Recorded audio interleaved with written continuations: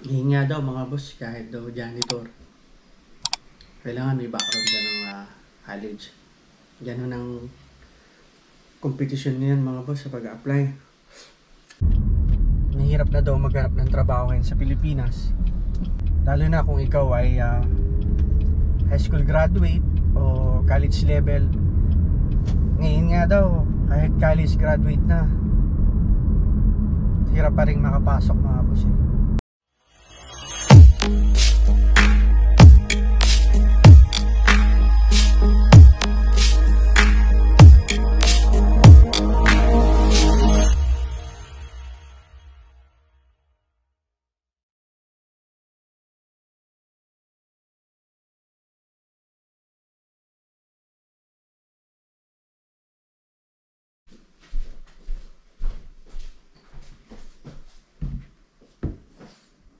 Kain tayo mga boss.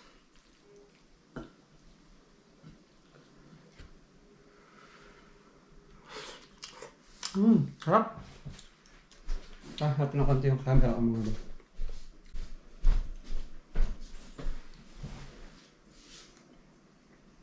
Kamusta po kayo? Kain po tayo ulit mga boss.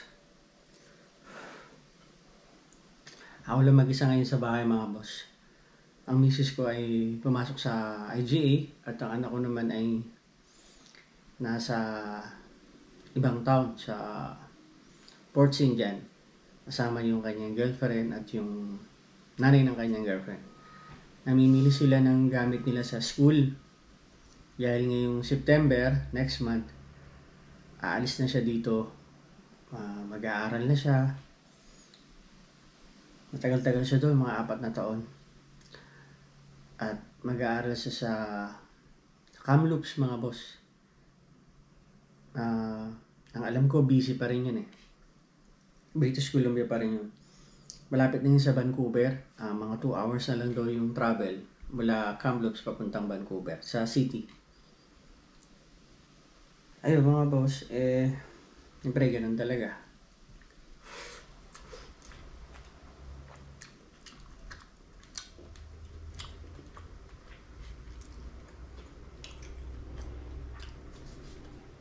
Kailangan natin pag-aralin yung anak natin. Kailangan natin pagtapusin ng pag-aaral. Kahit mahirap mga boss. Kailangan natin pilitin na makapag-aaral ng mga anak natin. Naalala ko sa atin sa Pilipinas. Dati nung pag-graduate ko ng high school, nakapagtrabaho na ako na agad, nag-apply ako. Agency, mga 6 months. Operator, production operator.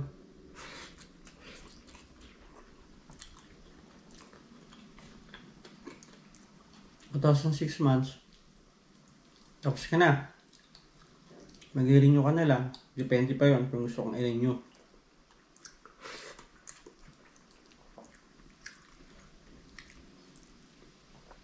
Ngayon mga boss, mag-apply ka sa agency. Kailangan college graduate ka. Kahit ang a-apply mo lang ay salesman, sales lady, o production operator, o ano pang klaseng trabaho. Kailangan college graduate ka. Kung college level ka naman, yung position na a-apply mo, medyo alam mo na. Kailangan hihinga daw mga boss kahit daw janitor. Kailangan may background ka ng college. Ganun ang competition ngayon mga boss sa pag-apply. Sarap ng tinola mga boss. Ako nagluto niya mga boss, kaya nasasarapan ako sa luto ko. Wala akong sabaw mga boss.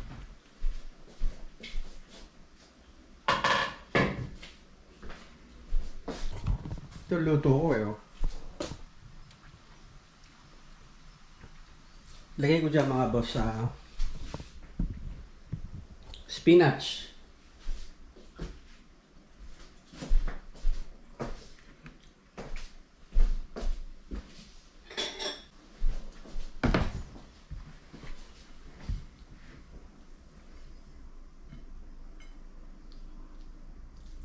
Kaya na-share ko lang sa inyo mga boss. Alam nyo naman yan mga boss, yung mga nandyan sa atin sa Pilipinas kung gaano kahirap mag-apply. Kalibete ako mga boss eh.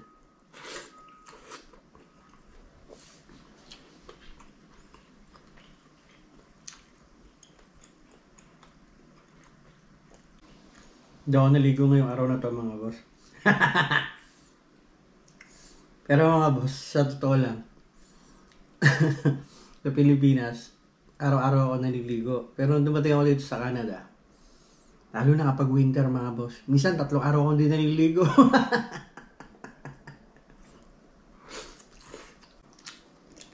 Palit na akong damit.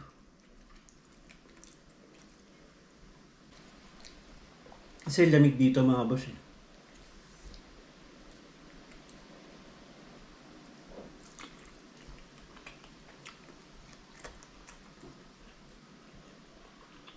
Minsan pag umaga ang trabaho ko, sa gabi naliligo na ako.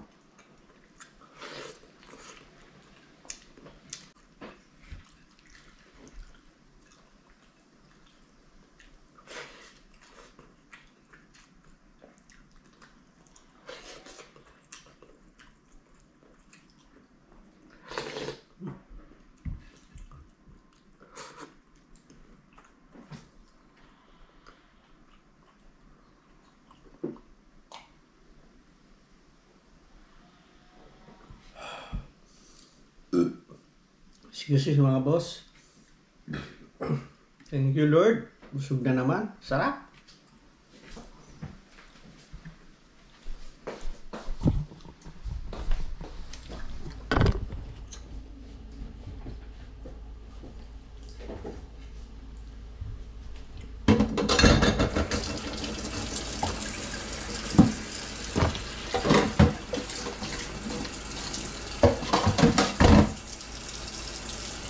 Diba mga boss, may kasabihan nga tayo na lagi natin sinasabi sa mga anak natin,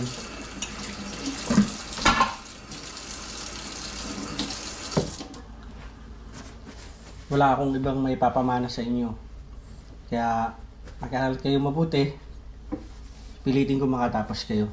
Yan, diba ganun yung mga sinasabi sa atin.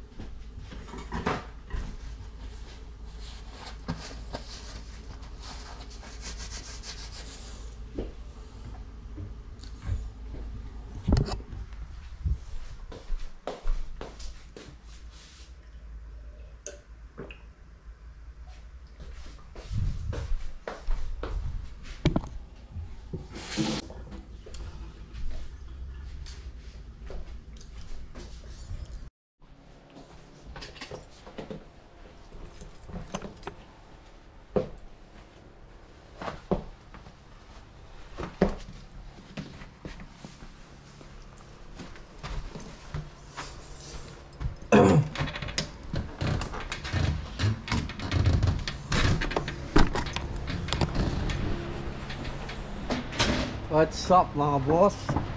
Mga boss, pasok na naman tayo.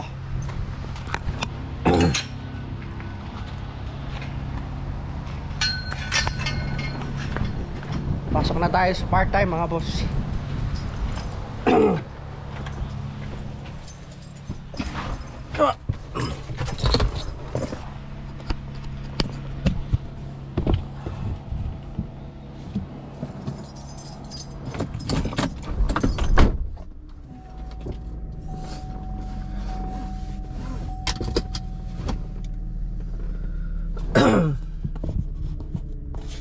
Let's go mga boss.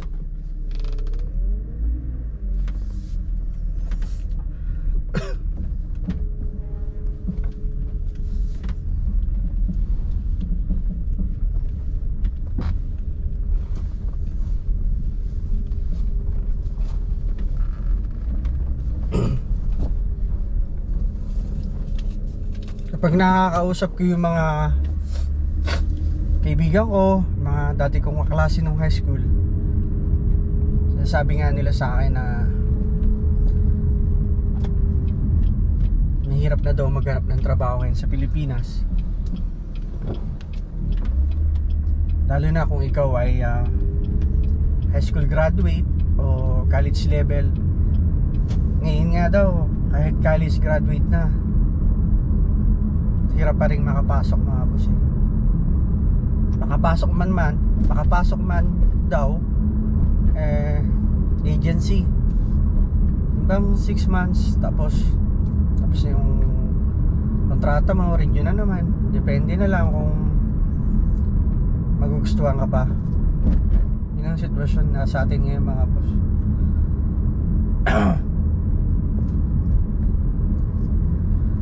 Kaya kung nakasubaybay kayo sa vlog ko, yung may ginawa kong vlog na ang sabi ko doon ay ang Canada ay para sa future ng mga bata. Totoo yun mga boss. Talagang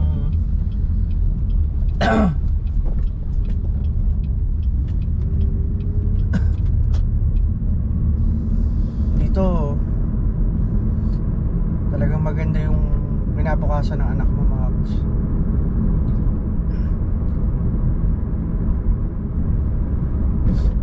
Iwan mo man sila dito, pag lumaki na sila, magbinata at mag-for good ka sa Pilipinas, alam mo na maayos na yung pamumuhay niya dito. Hindi naman mayaman, sapat lang.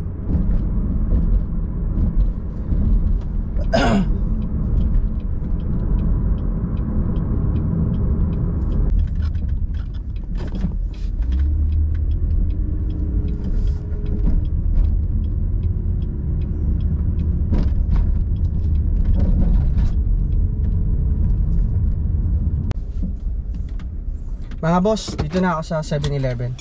Mamaya na lang ulit tayo magkwentuhan. Pambira. Let's go mga boss.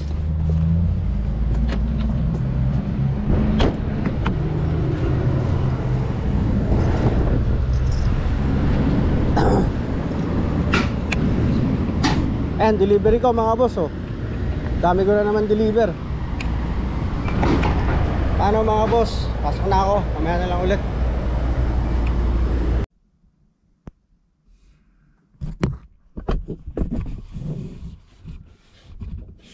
What's up mga boss? Mga boss, nandito na tayo sa bahay. Pagod ako. Pagod, gutom mga boss.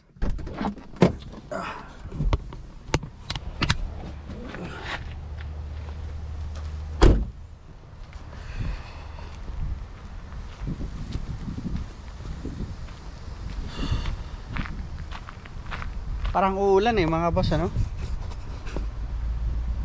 Madilim ang langit oh.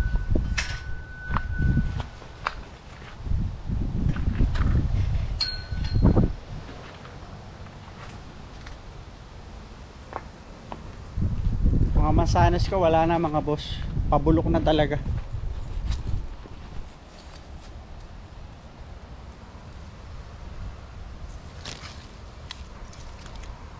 Mabilis na siyang ano eh, matanggal sa tangkay. Ang dami na oh, naglag oh.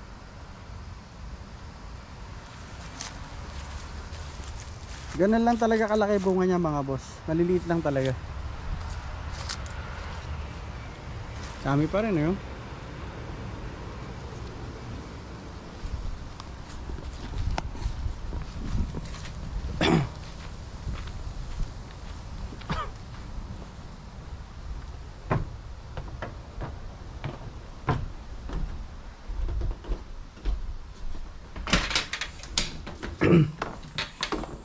Bukas ang pinto.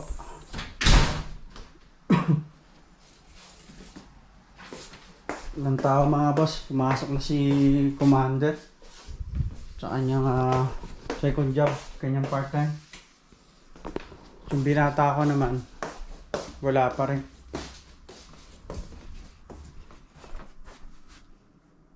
Nasa ibang town pa rin, namimili ng gamit niya sa school.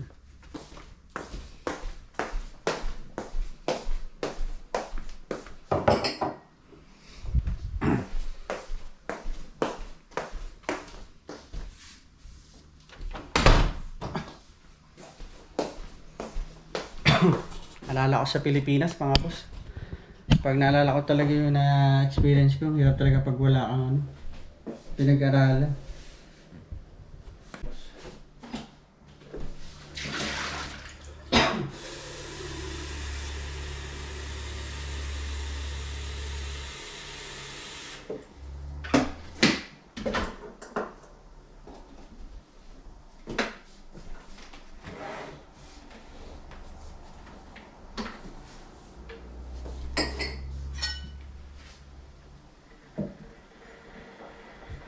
Tapos mga boss,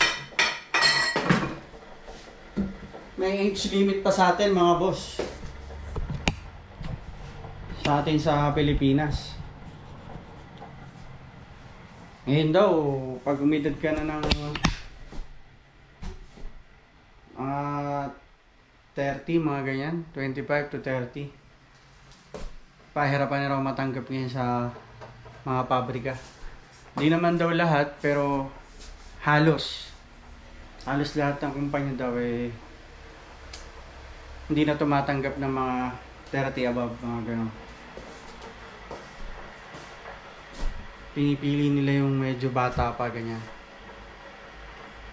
Mahirap na mga boss, mahirap na maghanap ng trabaho ngayon sa atin sa Pilipinas. Kahit sabihin may pinag-aralan ka pa, kahit graduate ka pa ng college.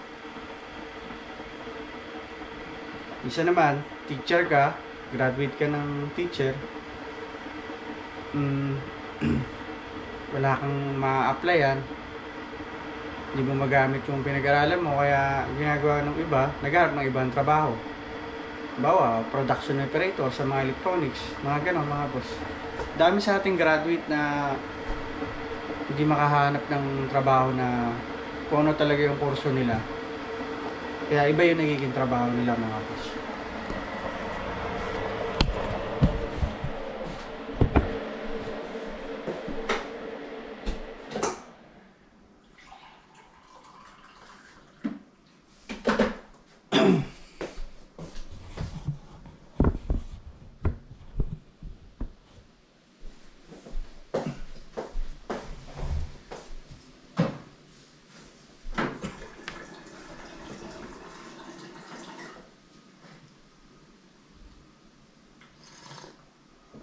Kaya yung mga ibang kababayan natin,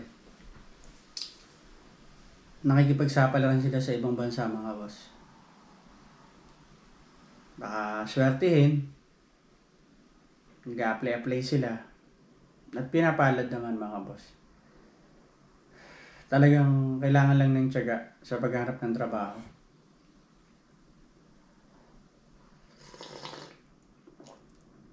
Ganun talaga mga boss ang buhay natin eh. Paano mga boss? Lapit na rin malobat yung camera ko. Wala kasi akong ibang charger pa niya mga boss eh. Maraming salamat mga boss sa pagsama niyo sa akin ngayong araw na to. Maraming salamat din po sa lahat po ng nag-subscribe sa Joy Pinoy TV.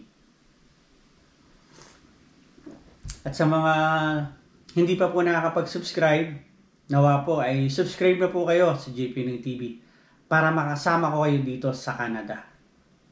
Para makita nyo rin ang mga iba nating kababayan kung ano ba talaga ang buhay namin dito sa Canada. Maraming salamat po ulit at mag-iingat po tayo palagi mga boss. God bless po sa ating lahat mga boss. Paalam.